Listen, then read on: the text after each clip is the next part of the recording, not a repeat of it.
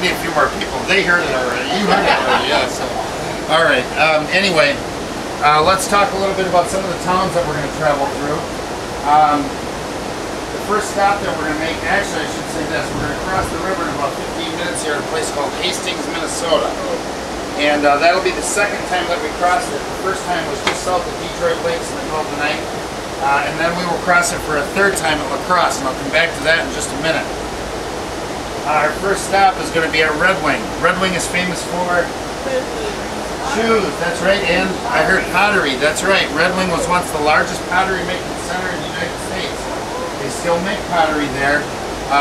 You could probably fit all of it into one end of this railroad car, unfortunately. But they still do produce some pottery in Red Wing.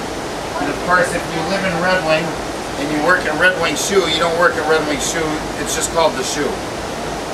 So, I grew up, well, I didn't grow up there, but I lived there many years ago. Now, after that, folks, we're going to go screaming through a little town called Lake City, Minnesota. Something big started at Lake City. You know what? Water skiing.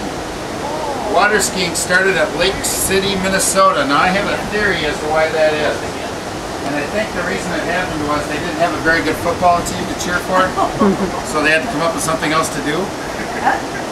Could be, I don't know. Anyway, no, it started there, folks, because Lake Pepin is right there. And after we leave Lake City, we're going to hit the widest point on the northern Mississippi. That is Lake Pepin. It'll be 2.5 miles wide at that point. It does not get that wide again, folks, until it gets all the way down to the delta south of New Orleans.